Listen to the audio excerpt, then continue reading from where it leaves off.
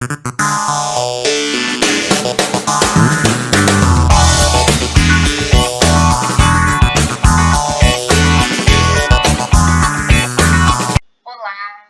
estamos aqui mais uma vez com mais uma convidada ilustre do programa de entrevistas Que Campo é Esse?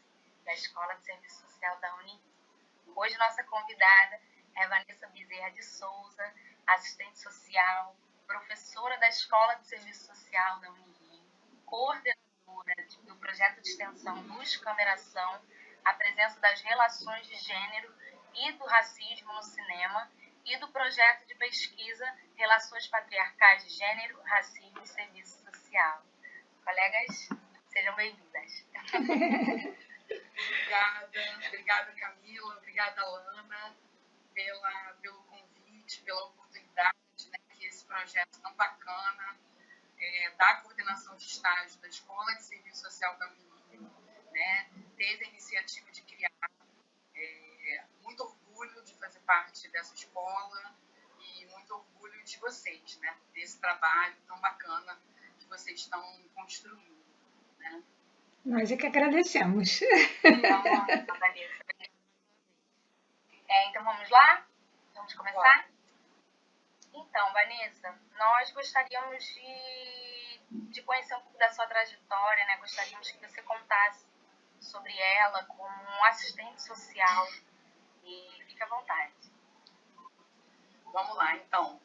Eu sou Vanessa, como vocês muito bem me apresentaram, assistente social formada pela UFRJ em 1999, né?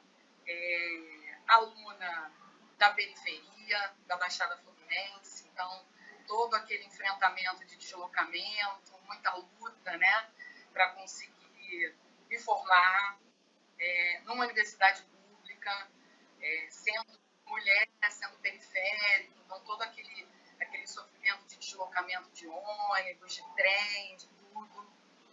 Mas, cara, desde o início da graduação, eu me identifiquei muito com o curso de serviço social, desde o primeiro período, né? Descobri que era o meu lugar, me apaixonei pelos objetivos da nossa profissão. Assim que eu me formei, né, eu consegui ingressar no mercado de trabalho, né? Então, logo em 2000, logo após a minha colação de grau, eu consigo o meu primeiro emprego como assistente social num centro de atendimento a mulheres vítimas de violência, SOS Mulher.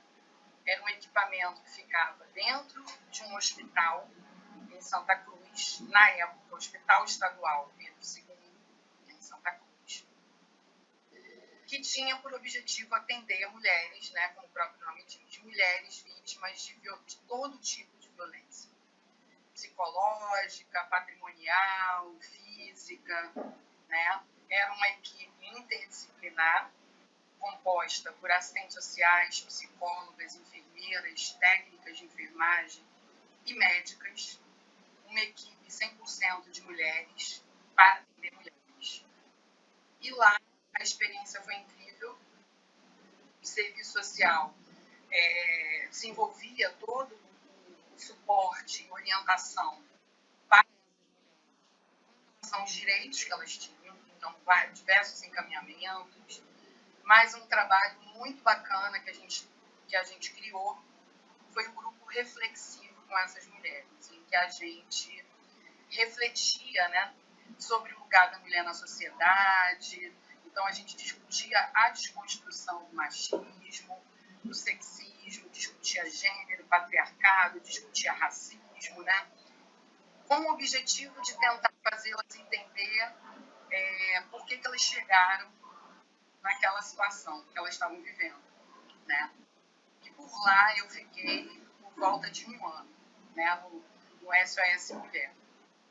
Logo após o SOS Mulher, eu ingresso, né, faço uma seleção e passo nessa seleção para o Instituto Nacional do Câncer, né, o INCA.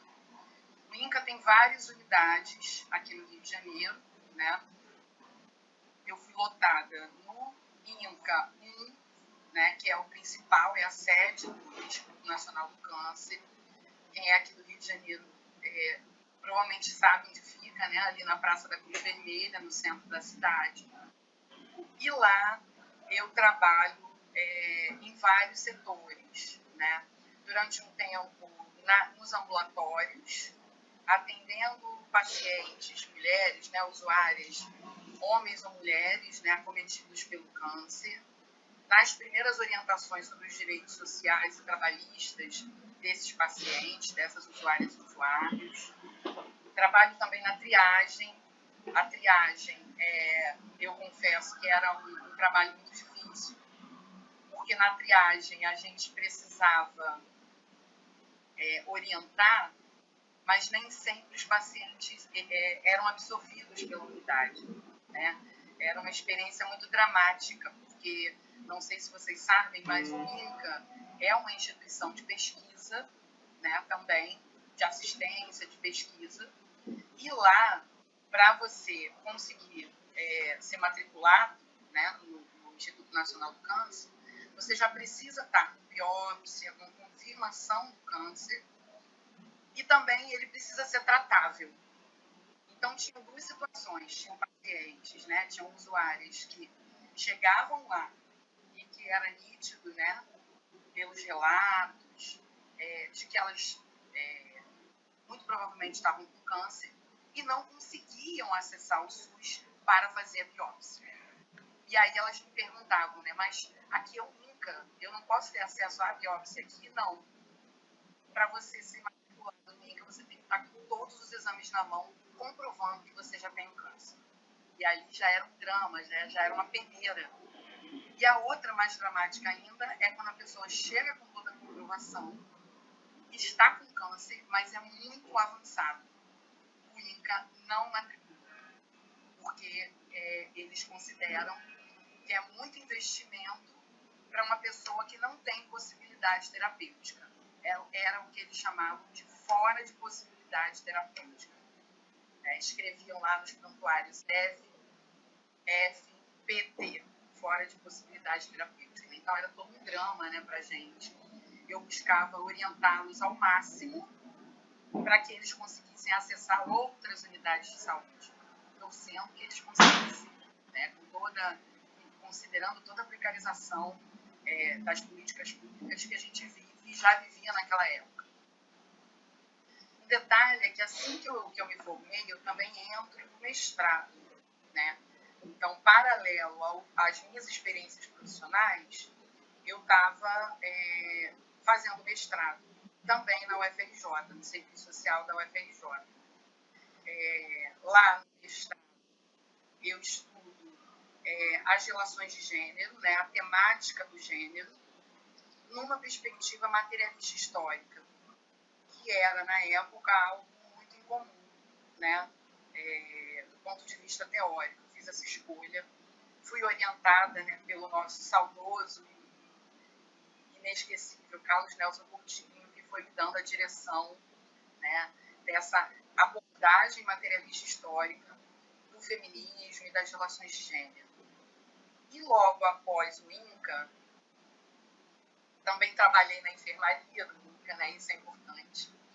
E na enfermaria, a gente encontrava aqueles mesmos pacientes que a gente atendeu lá na porta de entrada, lá no ambulatório, às vezes 4 meses depois, num estado avançado da doença, né? Então, quando a gente atendia pela primeira vez, ele ainda sem saber que estava com câncer, cheio de esperanças, né, no seu prognóstico, e às vezes, pouco tempo depois, a gente tinha que lidar com a finitude humana, né? Lidar com a finitude, com a morte, né?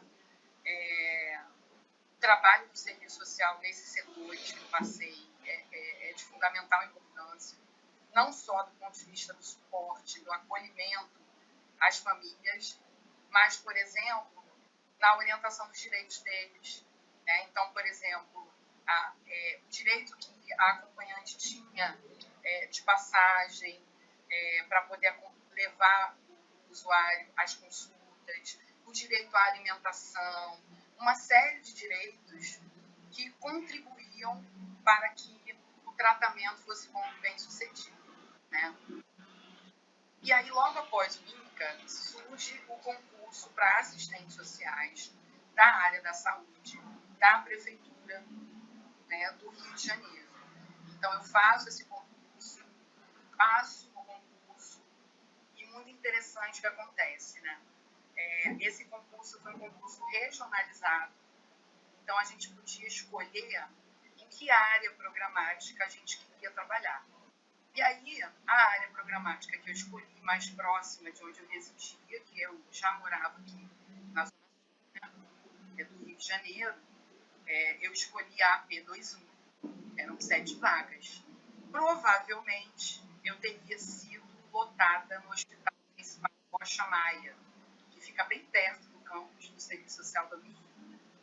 Mas, ao chegar no dia da minha posse, eu encontro com a minha ex-supervisora de estágio, para vocês verem o quanto é importante as experiências de estágio nas nossas vidas e o quanto é importante vocês, ainda estudantes, se dedicarem, serem a melhor versão de vocês enquanto estagiários, porque isso, de fato, concretamente, pode abrir portas para vocês, profissionalmente, no futuro. E eu havia sido acadêmica bolsista, estagiária, né, do município do Rio de Janeiro, e fiz estágio na gerência do programa de assistência à saúde da mulher. E tive o privilégio de ter essa supervisora maravilhosa, né, com quem eu compartilhei a experiência de acompanhar a política de contracepção do município do Rio de Janeiro, né? Então, desde planejar essa política para as unidades básicas de saúde, que na época eram cerca de 100 unidades, né, postos de saúde, centros municipais de saúde, planejar a distribuição dos métodos contraceptivos e, sobretudo, a parte bacana era planejar o trabalho educativo da contracepção, né? Não sei se vocês sabem, mas existe até hoje essa proposta de ação nas unidades básicas de saúde do Rio de Janeiro, em que as mulheres e homens também, para receberem os contraceptivos, precisam necessariamente passar por grupos de reflexão sobre os métodos contraceptivos. E nesses grupos, a gente discutia o corpo, a gente discutia a sexualidade, a gente discutia a prevenção a DST e AIDS, a gente discutia gênero, racismo e, óbvio, também explicava sobre todos os métodos contraceptivos, né? DIU, diafragma, camisinha feminina, masculina, laqueadura, para no final as usuárias ou usuários escolherem o seu método. Então era um trabalho muito bacana, a gente, né, ia rodando o município do Rio de Janeiro para conhecer essas equipes, para capacitá-las. Então, a gente organizava cursos de capacitação para as equipes de saúde que executavam esses trabalhos educativos. Então, eu me encantei com essa experiência do estágio. Eu me dediquei muito como estagiária.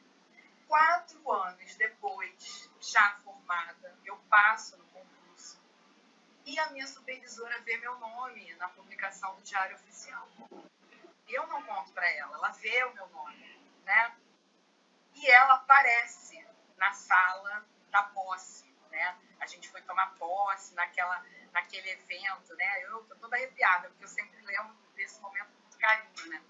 Então, estavam lá, na época, 70 assistentes sociais que tinham sido aprovadas no concurso, todas no auditório para receber as boas-vindas. E a minha supervisora aparece lá. E eu fiquei, né, assim, nossa, Diana, o que você está fazendo aqui e tal? Você veio assistir a cerimônia? Ela esperou a cerimônia acabar para me falar. Não, eu não estou aqui só para assistir e te dar as boas-vindas. Eu estou aqui para te fazer um convite. E caso você aceite, já está tudo certo. Eu que convite.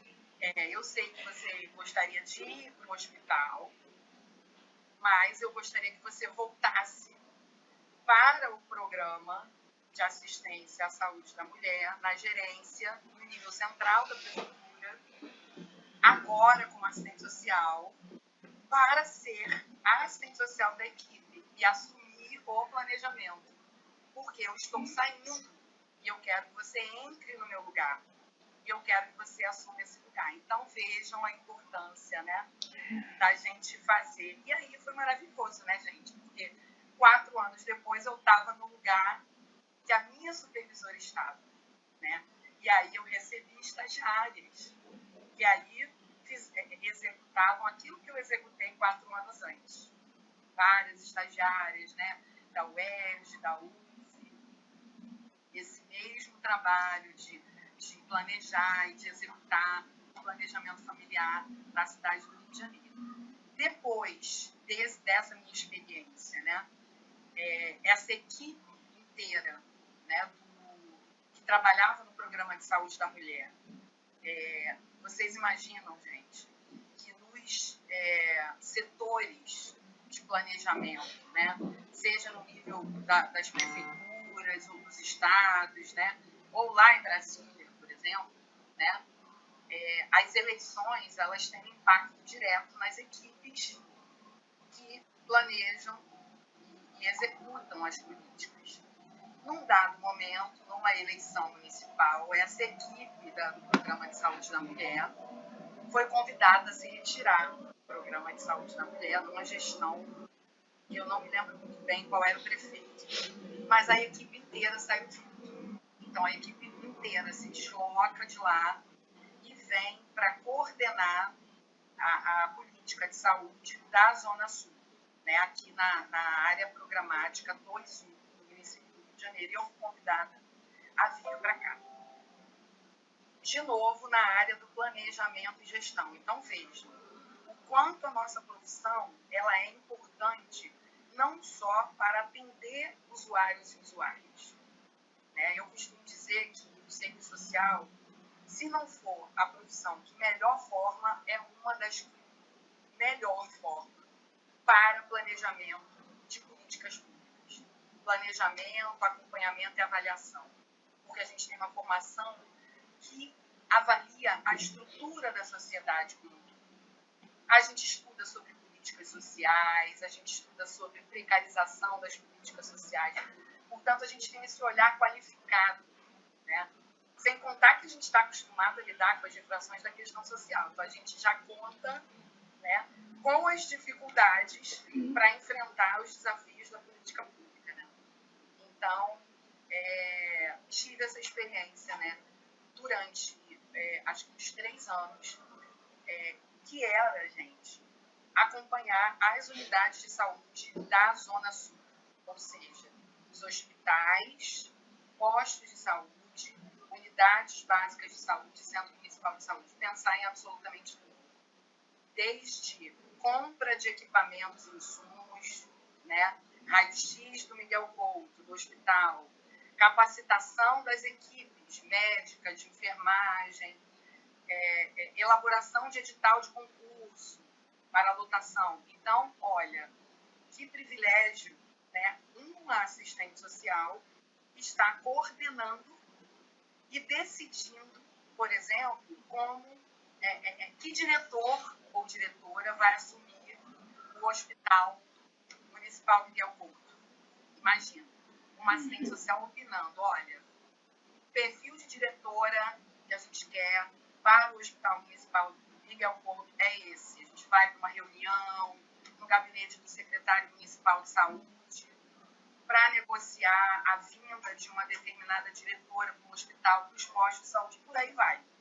A gente luta por orçamento, a gente distribui esse orçamento. Então, é uma grandiosidade muito grande. Uma grandiosidade e que traz visibilidade para a nossa profissão. Né? Traz visibilidade para a nossa profissão. Num dado momento, o que acontece? Outra mudança de gestão na prefeitura, né?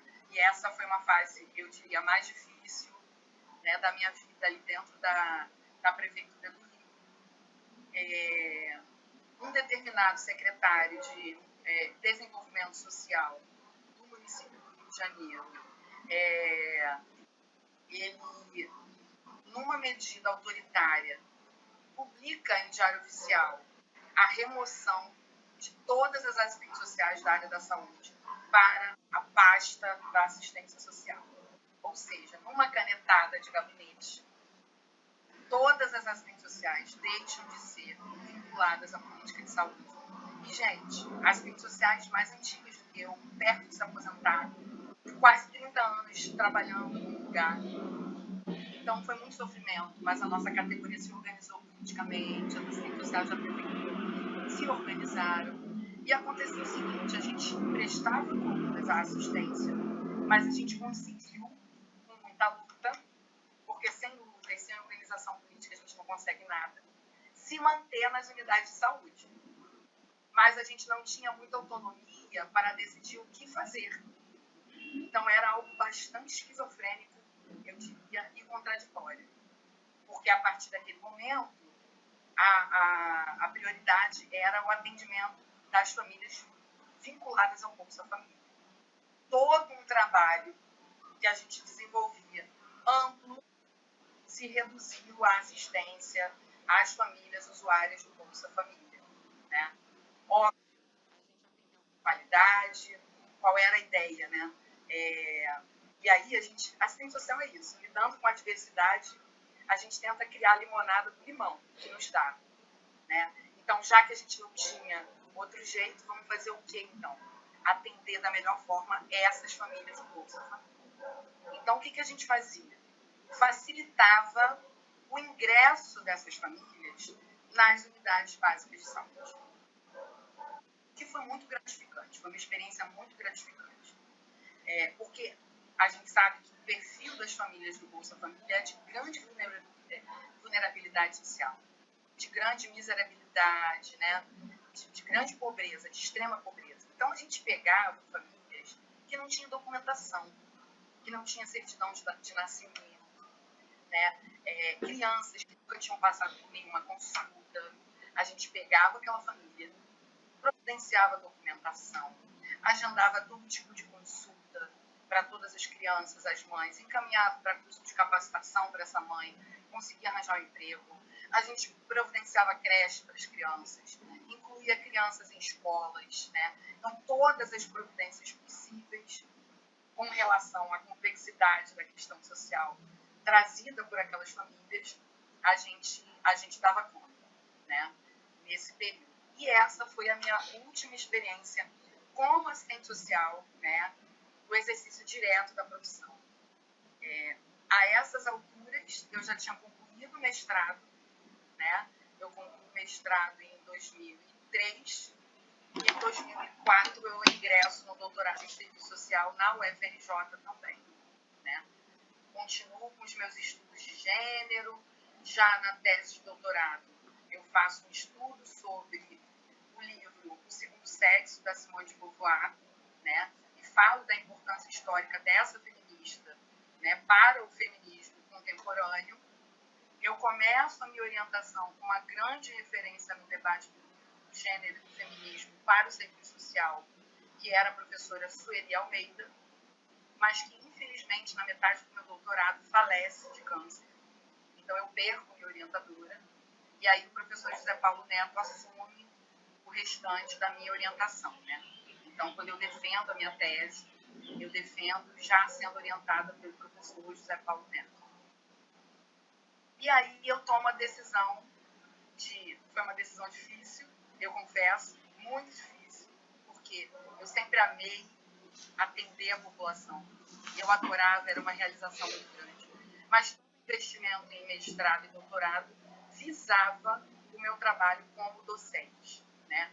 Que eu me tornasse professora de serviço social. E aí eu saio, eu peço a exoneração da prefeitura para fazer o pós-doutorado, né? Em serviço social, agora na UERJ, sob a orientação da professora Maria Inês Bravo, né? Lá na UERJ. Então, eu tive essa experiência no programa Políticas Públicas de Saúde, com a professora Maria Inês Bravo, em que era uma experiência muito bacana também, de articulação com os movimentos sociais. Participei da criação da Frente Nacional de Luta, né, pelo SUS, e do Fórum de Saúde do Rio de Janeiro. E logo depois, né, do pós-doutorado, eu ingresso como professora na Uniswan, que é uma universidade privada, né, no campus de Campo Grande, Zona Oeste, Rio de Janeiro. Minha primeira experiência como docente lá. E também me encantei, né? Como não me encantar com pessoas como vocês, que estão aí, né, me olhando, né? Então, continuo tendo esses meus prazeres profissionais, essa realização profissional muito grande, uma troca, sempre aprendendo, né? E passo 6 meses lá, na verdade 1 ano na Uniswan. No segundo semestre que eu estou na Uniswan, eu faço um concurso para a UERJ, passo no concurso da UERJ para professora adjunta efetiva da UERJ e fico paralelamente entre Uniswan e UERJ durante uns 6 meses, né? Porque era possível o contrato da UERJ, mesmo você sendo servidora concursada, acumular um outro vínculo. Isso tudo porque eu já tinha feito um concurso para a Unirio e não fui chamada. Também num contexto adverso de governo federal, né? Os concursos, os servidores aprovados em concursos foram proibidos de tomar posse, né? Uma decisão da presidenta da época, então estou falando no feminino, vocês já imaginam quem foi. Uma das primeiras canetadas dela foi proibir a posse de concursados aprovados, né? E foi desesperador, né? Uma vida inteira esperando por aquilo. Eu fui aprovada no concurso, esperei 2 anos. Finalmente chego na Unirio, onde eu estou hoje, há quase 10 anos, né? Chego na Unirio em 2012, em outubro, completo 10 anos nessa casa e participo da construção da Escola de Serviço Social da Unirio, né? Porque eu sou, se eu não me engano, a terceira professora concursada da casa. Antes de mim, chegaram a professora Janaína Bilatti, que foi a primeira diretora e a primeira professora da escola, depois a professora Lobélia, e depois eu, junto com outros, acho que o professor Bruno também, né? Então, vocês imaginem, também num contexto de governo federal extremamente adverso, a Escola de Serviço Social foi criada no contexto de uma proposta voltada para o ensino superior chamada Reúne. O que era o Reúne, né? Era uma proposta de expansão do ensino superior das escolas, né, das faculdades federais, mais uma expansão sem oferecer as condições necessárias, né? Então, assim, fica para quem tiver interesse em se aprofundar, né, no que foi essa experiência do Reúne, né? Ou seja, ampliou-se enormemente, né, o número de vagas de estudantes pelo Brasil inteiro, mas ao mesmo tempo que ampliou-se para todos os cursos, não só para o serviço social, não foi oferecida condições para isso. Isso vocês vivem até hoje, né?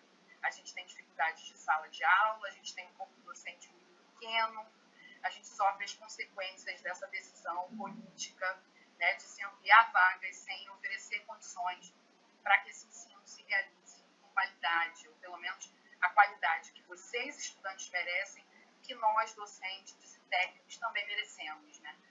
Qualidade de ensino e aprendizagem e qualidade nas condições de trabalho para a gente. Mas, voltando a dizer, como a gente está acostumado a lidar com adversidades, e a gente faz do limão que a gente recebe limonada, né? A gente vem construindo, né, essa escola com muito orgulho, né? E chegando, né, no ponto da minha experiência como docente na escola, né? Olha que loucura. Assim que eu tomo posse como professora, na primeira semana eu já assumo o cargo de coordenadora de graduação, gente. Na primeira semana. Porque eu era concursada. Para você assumir um cargo, tinha que ser professor concursado. A professora Janaína já era diretora. O professora Lobélia, se eu não me engano, era departamento, e eu tomo posse e falo, tomem livre. Com a experiência que eu tinha de, acho que no máximo 1 ano como docente, só dando aula, né? Tinha experiência de coordenar, de gestão, né? Tinha meus 11 anos de experiência como assistente social, mas como docente apenas 1 ano e vamos embora. É o que temos e vamos assumir isso. Logo depois que eu assumo a coordenação de curso, os nossos alunos, avançando na graduação, começam a chegar no 5º período, momento de ingresso no campo de estágio. E aí o que acontece? 3 semanas depois eu acumulo o cargo de coordenadora de graduação com o cargo de coordenação de estágio. E assim, sem nenhuma experiência anterior, né? Do nada, do absolutamente nada. Eu e Janaína sentadas lá, tendo que criar, né, essa política de estágio. Né? Ah, então, professora, é muito linda a sua trajetória, né? Nossa, quanta experiência, quanta coisa para nos ensinar, né? Essa sua experiência, muito linda. E é com relação a isso mesmo que você estava começando a falar, né? Que é a nossa segunda pergunta, né? Sendo a primeira coordenadora de estágio da Unirio, como foi esse processo de construção dessa coordenação, né? Para a gente poder, assim, né? É nesse desenrolar mesmo da sua trajetória, né? Muito lindo, professora. Foi muito desafiador, é óbvio que a gente tinha muita insegurança, muito medo, porque a gente não tinha muita experiência, mas o que nunca nos faltou nessa escola foi compromisso, né? Compromisso com o nosso projeto ético-político, compromisso com a direção social que a gente queria imprimir ao nosso curso, compreensão da centralidade que o estágio tem, da importância que o estágio em serviço social tem para a formação profissional em serviço social, né? Então, sentamos juntas, fizemos pesquisas, buscamos experiência e contato com outras coordenações de estágio em serviço social, né, das faculdades aqui do estado do Rio de Janeiro, para a gente começar a criar, né, o primeiro documento da coordenação de estágio. E depois todo o processo de busca de campos de estágio, né? Isso que hoje muito competentemente, né, é executado pela nossa querida Celeste Anunciata, nossa assistente social da coordenação de estágio. Vejam, eu fazia a coordenação de graduação, eu coordenava o estágio e eu fazia o trabalho da Celeste, que é assistente social da coordenação de estágio. Então, ao mesmo tempo em que eu cuidava dos alunos de uma maneira geral da graduação, eu tinha que um olhar específico para todas as estagiárias e estagiários e conseguir as vagas de estágio, né? Então, visitando as instituições, entrando em contato telefônico, toda essa burocracia, né? A construção de fluxos, né? Burocrático-administrativos para a consolidação da política de estágio, né? E eu fico, se não me engano, por 1 ano nessa experiência. Logo após a professora Gisele toma posse, e na nossa escola é esse desespero. E assim que ela toma posse, eu passo o bastão para ela e ela assume a coordenação de estágio, né? Logo na primeira semana, porque era desse jeito que a gente vivia. Em certa medida, a gente ainda vive, né? Por conta do tamanho, né, tão pequeno do nosso corpo docente. Mas foi uma experiência da qual eu me orgulho.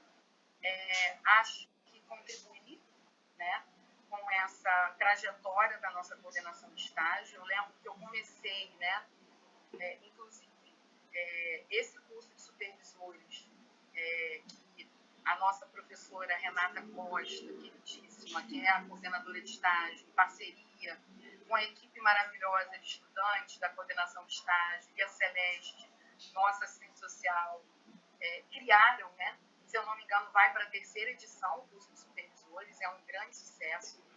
eu fiz essa mesma proposta, né? Só não deu tempo de ter sido executada na época, mas essa ideia, né, de você criar um espaço de interlocução e de canal entre assistentes sociais que estão atuando nas instituições e que sentem necessidade de atualizarem-se, né, de oxigenarem os conhecimentos e, ao mesmo tempo, uma oportunidade de nós, docentes, trocarem com essas assistentes sociais as experiências que elas estão vivendo nas instituições, é incrível, né? Então, eu tenho muito orgulho desse curso de supervisores, que levou um tempão para conseguir ser executado, né? Mas acho que eu deixei um pouco esse legado ainda na coordenação de estágio. As reuniões também do fórum de estágio, aconteceram algumas reuniões que a gente organizou enquanto coordenadora de estágio, de troca entre as nossas estagiárias e estagiários, as supervisoras de campo e as nossas professoras, né? Então, acho que essa foi a minha trajetória curta, cheia de desafios, né, na coordenação de estágio, mas da qual eu muito me orgulho, né? Acho que eu deixei lá a minha sementinha para que a gente estivesse colhendo hoje esse trabalho incrível que a coordenação de estágio da Escola de Serviço Social executa. Com certeza, deixou sim. Essa marca está presente mesmo. Você gostaria assim, de ressaltar, durante essa experiência na coordenação, algum ponto principal assim, de desafio mesmo, e que a gente ainda possa ter, que a gente ainda tem, quais esses desafios que a gente ainda sofre, que a gente ainda tem nesse processo? Eu acho que o desafio, não só para a nossa coordenação de estágio, mas para qualquer coordenação de estágio em serviço social, né, é lidar com as contradições sociais que impactam a vida das supervisoras e supervisores de campo. E lidar com a exaustão e o cansaço deles, que os leva, muitas vezes, a não se animar a supervisionar estagiários. Esse é um grande desafio, né? Que a gente tem um dos grandes desafios, né? Como encantar esse conjunto de assistentes sociais que estão lidando na linha de frente com as refrações da questão social e fazê-los se interessar por aceitar estagiários em serviço social, diante de tanta sobrecarga de trabalho, de péssimas condições de trabalho, né? Em que medida essas pessoas se desencantam, né, com a nossa profissão e com as realidades, com a realidade institucional. Eu acho que esse é um grande encantamento, né? Mas já antecipo que a nossa coordenação de estágio está enfrentando lindamente com esse curso, entende? Porque eu escuto só elogios desse curso, né? As assistentes sociais, elas se inscrevem em algumas, né? Elas têm medo, elas acham que são incapazes de serem supervisoras.